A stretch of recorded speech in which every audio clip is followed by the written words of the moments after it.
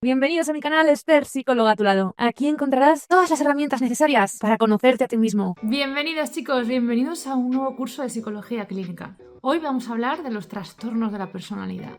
Primero, dejar claro que la personalidad no es una escultura de piedra, fija e inmutable. Tú puedes nacer con unos genes, una predisposición de tener un carácter, pero luego eso también va moldeándose dependiendo de la historia de tu vida. Y seguramente no te identificas con el yo de ahora, que puede tener 40 años, con el yo de cuando tenías 15 años. Cada personalidad está llena de diferentes colores, formas y patrones únicos que cuentan su historia. A veces esos patrones de conducta son fluidos y armoniosos y hacen que tengas una vida estable, feliz. En cambio, otras tendencias de personalidad pueden suponer un gran dolor para la persona. A lo mejor te suponen un dolor continuo en el día a día. Por eso decimos lo de no, es que estas son mis virtudes o en esto soy bueno y en mi personalidad y estos son mis defectos. Bueno, no es tan simple como eso. Yo me diría más la adaptabilidad o el dolor de si tu personalidad tiende a sufrir más por cómo eres o si por el contrario tu personalidad es más adaptativa y en general no sufres tanto. Y como os decía, nuestra personalidad integra nuestra biología y nuestra historia. Nuestra personalidad tiene mucho que ver con nuestra identidad. Es decir, ¿quién soy yo? ¿Qué me define? ¿Qué me hace especial? La personalidad facilita o no la adaptación. Depende de si eres más flexible o menos, o si tienes una personalidad entre comillas complicada, puedes adaptarte a diferentes contextos o a diferentes situaciones que te pone la vida. Ser una persona más perfeccionista o más desconfiada no es en sí un problema. Lo que sí que es un problema es cuando estos rasgos de personalidad, la desconfianza, el perfeccionismo, la alta emocionalidad, se vuelven extremos. Los trastornos de personalidad comparten en que no son flexibles, son personalidades más rígidas, comparten un único patrón y cuando un patrón domina todo, sin importar la situación, con quién estás, en qué momento estás de tu vida, causa mucho sufrimiento y no solo a ti, sino también a tus relaciones. El DSM-5 categoriza, por decirlo así, un trastorno de personalidad cuando hay un patrón persistente de experiencias internas y de comportamientos que se aparta de lo esperado en la cultura en la que está la persona. Es decir, tiene un patrón de personalidad inflexible, inestable en el tiempo y provoca mucho malestar en una persona, incluso un deterioro funcional. Las áreas que se ven afectadas en un trastorno de personalidad suele ser la cognición, la afectividad, en las relaciones interpersonales y en el control de impulsos. Cuando hablamos de cognición, hablamos de personas que se perciben a uno mismo o a los demás o al mundo de una manera muy rígida y además muy distorsionada, muy inflexible. En cuanto a la afectividad, las personas con trastornos de personalidad suelen ser personas demasiado intensas, con la habilidad y tienen respuestas emocionales demasiado desproporcionadas. En las relaciones interpersonales, en las relaciones con los demás, tienen dificultades o para conocer a gente o para establecer esos vínculos y mantenerlos. Y en cuanto al control de impulsos, pueden llegar a ser personas tendentes a ser muy impulsivos o muy reactivos, agresivos. Entonces, la cognición son formas rígidas de interpretar el mundo. La afectividad son emociones demasiado intensas, cambiantes y no adaptadas al entorno. En las relaciones con los demás, pues tienen problemas de conectar con otros de una manera sana. Y en el control de impulsos, tienen dificultad en modular su conducta e incluso esa impulsividad puede llegar a ser muy autodestructiva. Entonces, ¿qué diferencia hay entre tener ciertos rasgos de una personalidad o tener tendencias a un trastorno? La diferencia es la rigidez, la inflexibilidad y la falta de adaptabilidad, que en lo que se traduce en un malestar muy profundo para esa persona. Cuando hablamos de la falta de adaptabilidad, imaginaos que estáis escuchando una canción de vuestro cantante favorito. El problema viene cuando se queda la misma canción en bucle 24/7 y no puedes poner otra cosa. Esa es la falta de adaptabilidad en estos trastornos. Es cuando ese patrón se vuelve tan rígido que deja de ser útil y empieza a ser desadaptativo. En vez de que tu rasgo se vuelva una herramienta para facilitarte la vida, se convierte en una jaula, generando mucho malestar o conflictos. O sea, todos tenemos superpoderes y virtudes. Personas que son muy organizadas, muy empáticas o muy prudentes, El problema es cuando esto se va a un polo. Una persona a lo mejor tiene muchísima empatía, es muy sensible, pero a lo mejor sus emociones a veces son una montaña rusa sin freno. Y ahí es cuando la persona empieza a sufrir. Una persona puede ser súper espontánea y graciosa y no tener mucho filtro, pero a veces la espontaneidad lleva a ser caótica. Entonces, diferencia entre rasgo y trastorno. Un rasgo es un color en una paleta.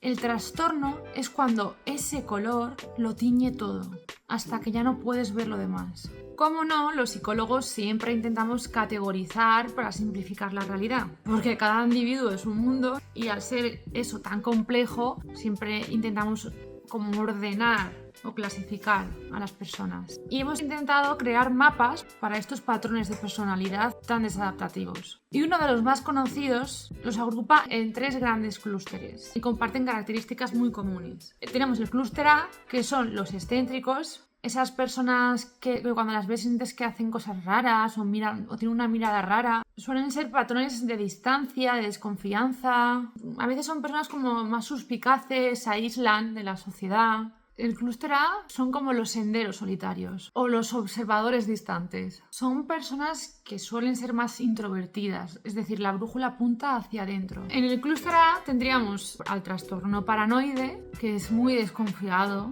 es muy suspicaz, al trastorno esquizoide, que suele ser una persona muy desapegada de la sociedad, muy solitaria, y el trastorno esquizotípico. Este tipo de personas tienen bastantes déficits sociales, distorsiones cognitivas, ven el mundo muy diferente a lo normotípico y son bastante excéntricos. Entonces los paranoides son desconfiados y suspicaces, los esquizoides son de desapego social, solitarios y tienen una restricción emocional, parecen que sean como poco sensibles. Y los esquizotípicos suelen ser aún más excéntricos, aparte de los déficits sociales que tienen con los demás. El paranoide ya lo dice la palabra, estás paranoico. ¿Por qué? Porque desconfías, crees que todo el mundo puede ir contra ti. El esquizoide pues es más solitario, tiene mucho mundo interior, le gusta más ir a lo suyo y en sus rasgos faciales no tienen mucha expresividad emocional. Y el esquizotípico ya es como más excéntrico, que se está creyendo cosas que no son. El paranoide siempre está en alerta, desconfía mucho de los demás y piensa que los demás le pueden hacer daño o que le pueden atacar. El paranoide lo que tiene mucho miedo es que le hieran, a que le hagan algo. El esquizoide es que tiene una personalidad como más para adentro. No necesita de los demás, no tiene interés en las relaciones sociales y a veces siente que ni las necesita. Tiene una apariencia como más neutra, como más distante, más fría. No es como el paranoide que es más desconfiado, sino que el esquizoide es más solitario. Parece a las personas que tienen apego habitativo, es como estoy bien solo y no necesito a nadie. Y el esquizotípico, por ser como ella, llama mucho más la atención, porque a veces habla de que a lo mejor de que siente energías o señales y tú dices, pero este tío ¿qué me está diciendo? La persona que es esquizotípica viste un poco raro para los demás, pero de raro es un mundo, de raro no sería otro vicio que hacer. Y el esquizotípico sí que quiere más relacionarse, no como el esquizoide, que es más solitario. Lo que pasa es que no tiene habilidades de cómo hacerlo, o a lo mejor como es tan excéntrico y la gente lo ve como raro, siente tanto rechazo, sería más como una persona extraña, como que dice cosas raras que no entendemos. Le pasa cualquier cosa y dice, no, es que esto es una señal, es que el universo me está queriendo decir algo. Suelen ser personas con una tendencia más al misticismo. Pues mira, hoy es que he visto el número 11 muchas veces. Eso significa algo. El universo me quiere decir algo. Esto no es ninguna casualidad. ¿Qué querrá decir el número 11? Vamos ahora con el clúster B. Aquí los denominan como dramáticos, emocionales, impredecibles, intensos. Quiero decir que yo estoy poniendo estos adjetivos para que nos entendamos. No quiero que nadie se sienta juzgado o que se sienta mal cuando intento explicar estos trastornos. De hecho, a mí la gente que se sale de la norma me encanta. ¿Qué caracteriza al clúster B? Pues suelen ser los antisociales, los trastornos de personalidad límite, que tienen una inestabilidad en sus relaciones, problemas con su autoimagen, son muy impulsivos. Los histriónicos, que lo que buscan es muchísima atención y una emocionalidad superficial. Y los narcisistas, que se sienten siempre con esa grandiosidad, necesidad constante de admiración y esa falta de empatía. El antisocial es el típico rebelde que es experto en leer reglas, pero no para cumplirlas, sino al revés, para romperlas completamente, destruir las reglas. El histriónico, vamos, su vida es un escenario y no van a dejar que nadie se pierda su actuación. El límite siente sus emociones a 200 km por hora y además es en una carretera sin quitamiedos. Eso sí, hay un miedo con el que no puede. El miedo al abandono es su copiloto constante. Y vamos, el narcisista tiene un club de fans de una sola persona. No le hace falta más, que es el mismo, pero está deseando que te unas. La intensidad de estos trastornos tienen, como veis, su propio código postal, pero le llegan facturas constantemente. Los antisociales dicen, sentirme culpable yo no lo tengo instalado en mi mente. Las normas son para la gente aburrida. Yo voy a mi bola. Es como un poco un adolescente, pero de los malos. Los trastornos límites, pues a las 10 te amaré para siempre y a las 15 mi vida es una tragedia griega. El histriónico va a comprar al supermercado unas verduras y bueno, te cuenta eso como si fuera una película. Es que entonces entré en el supermercado y de repente todo cambió. Y el narcisista es que si no me admiras, es que no lo entiendes. Y no es que yo sea perfecto, es que los demás no llegan. Y es que el mundo tiene una suerte de tenerme. Como sabéis, todo esto lo he hecho en tono de humor. Son personas que tienen mucho sufrimiento. El trastorno límite tiene un abandono brutal.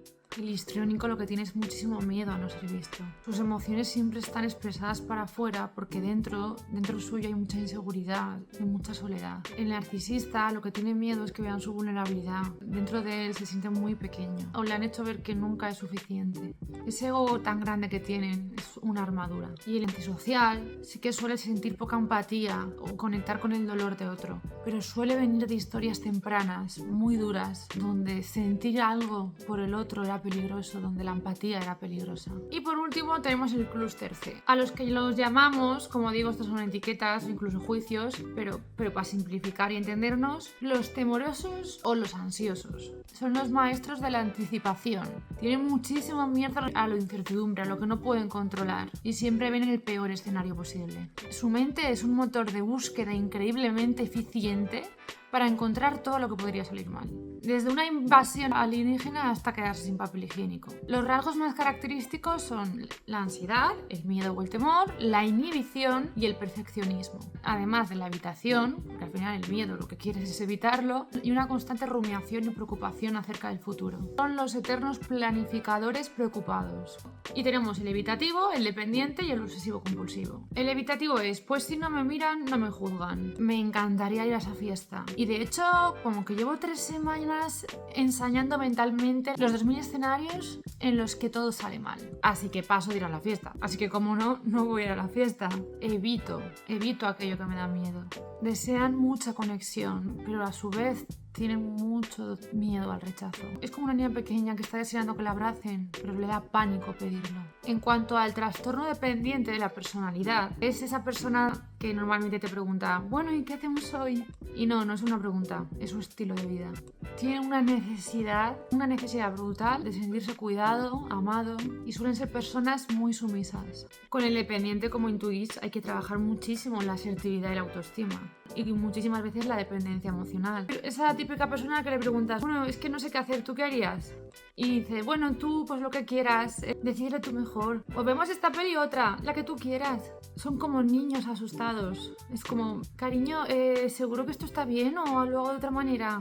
Ya sabéis, siempre en tono de humor y exageración, son los típicos que van a un bar y dicen, ay, ¿qué helado quieres? Y le preguntan a su pareja, cariño, no sé si coger el de chocolate, de vainilla, ¿lo puedes elegir tú? Estas personas lo que más temen es a quedarse solas. Necesitan esa protección, ese apoyo constantes para sentirse seguras. Y no es que sean débiles, sino que están buscando de forma desesperada esa protección, ese cuidado. Sienten que por ellos mismos no pueden sostener la vida. Necesitan a alguien más fuerte, sentir que nunca le van a soltar, pero tiene un gran costo y que al final se convierten en personas muy sumisas para sentir que ese todopoderoso, esa persona que puede ser su pareja, le va a salvar de todo. Claro, tienen que decir a todo que sí, porque si no se arriesgan a que su pareja, por ejemplo, les abandone. Y por último, Tenemos el trastorno obsesivo compulsivo. Es la típica persona que dice, no es que sea controlador. Simplemente, pues lo normal, tengo un plan perfecto para todo. Oye, y para tu vida también tengo un plan perfecto para tu vida. Esa habitación no me gusta, ¿te la puedo ordenar, por favor? Tienen excesivo control y preocupación por el orden, el perfeccionismo y el control. Esas personas que si no todo está perfecto, no está. Eso, déjame revisarlo otra y otra vez y otra, espera que no está espera que aquí queda un poquito de polvo, espera que no está perfecto el trabajo para enviar. Las cosas se hacen bien o no se hacen, a veces muy perfeccionistas. El orden les calma. A veces tienen el pensamiento muy rígido. Es como, solo hay una forma correcta, que es mi forma, y luego ya están las demás. Al final, una persona con trastorno obsesivo-compulsivo necesitan esa rigidez para no desbordarse, ese control. Al final lo que tienen es mucho miedo a que todo se rompa si esa persona baja la guardia. Pero ese control no es una manía que tengan y ya está, sino que es una forma de sentirse a salvo. Resumiendo, el evitativo es, mira, si me escondo y no aparezco, o si soy invisible, nadie me va a herir. El dependiente es a mí que me sostengan y que me protejan, si no me caigo. El obsesivo es, si todo está perfecto y bien controlado, no hay nada de lo que preocuparse. Como veis, todas son formas de protegerse, pero nadie es su diagnóstico, esto que quede muy claro. La persona va mucho más allá que eso. Bueno, chicos, y en los próximos vídeos de trastornos de la personalidad, hablaremos de qué terapias tratan estos trastornos. La terapia cognitiva y metacognitiva, las terapias de tercera generación, organización y compromiso, la terapia dialéctico-conductual o DBT, terapia de esquemas, terapia basada en la mentalización, las terapias y sus herramientas que trabajan con estos trastornos. Y veremos cómo los modelos más modernos enjuician menos, categorizan menos, simplifican menos a las personas, son menos estigmatizantes y se ajustan mejor a la realidad de cada uno. Tú no eres tu trastorno. Es decir, veremos cómo la psicología está pasando de un enfoque categorial, donde o tienes un trastorno o no lo tienes, como o eres alta o eres baja, y que a veces pues esto suena a pues es que estoy mal, estoy trastornada, no, es que tengo un defecto, es que no tengo arreglo,